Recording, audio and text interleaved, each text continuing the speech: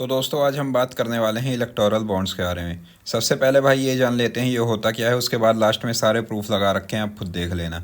तो भाई इसे 2018 में बीजेपी गवर्नमेंट ने लाया था पब्लिक और सुप्रीम कोर्ट को ये बोल के कि इससे ब्लैक मनी कम होगा और जो भी ट्रांजैक्शंस होगी वो पब्लिक के लिए ट्रांसपेरेंट रहेंगी। लेकिन भाई इसका कुछ उल्टा ही हुआ, क्योंकि जो कंपनी टैक्स नहीं देती थी या जो कुछ ऐसा काम करती थी जो उनको नहीं करना चाहिए ज़्यादा प्रॉफिट कमाने के चक्कर में, वो सीधे आप आरटी फंड में पैसे देने लगी कि लो भाई तुम अपना हिस्सा रखो और हमसे पैसे मत लो।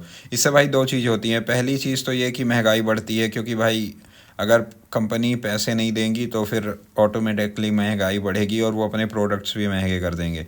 और दूसरी चीज़ भाई, जो टैक्स नहीं देती थी उसके कारण टैक्स किसको देना पड़ता था? मिडिल क्लास को। मिडिल क्लास का टैक्स बढ़ता है इससे, क्योंकि भाई देश तो चलाना ही है। अब जो बड़ी कंपनी नहीं दे रही हैं वो मिडिल क्लास से लेंगे या ऐसे पब्लिक से पैसे लेंगे, हमसे आपसे। तो इससे ये दो चीज़ बढ़ी। और भाई पार्टी का तो फ़ायदा ही था, क्योंकि उनके तो सीधा डायरेक्ट अकाउंट में पैसे जा रहे थे। अब भाई ये देखो कि कितने पैसे इनसे इलेक्टोरल बॉन्ड्स के थ्रू गवर्नमेंट ने लिए, और क्या ये नेक्स्ट में प्रूफ लगा रखा है, खुद देख लो भाई। तो भाई आज मैं इलेक्शन कमीशन की वेबसाइट खोला और उस पर इलेक्टोरल बॉन्ड्स देख रहा था कि किस कंपनी ने सरकार को कितने पैसे दिए। तो दोस्तों इसमें देख सकते हो डेटा, ये पार्टी का डेटा है, किस पार्टी ने कितना पैसा लिया। तो भाई इस पे मतलब मैं देख के शौक हो गया कि मुझे सबसे ज़्यादा नाम तो बीजेपी का दिखा, बाकी भी पार्टीज़ थी भाई, पर मैं ऐसे रैंडमली स्क्रॉल किया और मेरे को सबसे ज़्यादा नाम भाई बीजेपी का हर जगह दिखा। इसके बाद भाई ये जो दूसरी लिस्ट है इस पे हमें देखने को मिला कि किस कंपनी ने कितने पैसे दिए। तो भाई वैसे तो ये बहुत बड़ी डॉक्यूमेंट है और बहुत बड़ी लिस्ट है, दोनों 500-300 पेजेस की हैं, तो पढ़ना तो मुश्किल ही है एक एक करके। पर भाई मैंने इसको चैट जीपीटी पे लिख के देखा और उसका आप रिज़ल्ट देखो।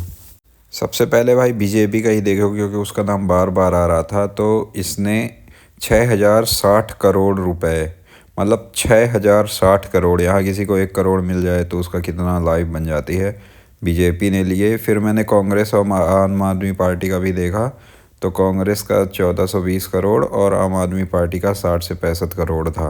अब भाई ये कंपनीज़ का डेटा देखो कि किस कंपनी ने कितना दिया। तो सबसे ज़्यादा ये future gaming and hotel services ने 1368 करोड़ रुपए दिए।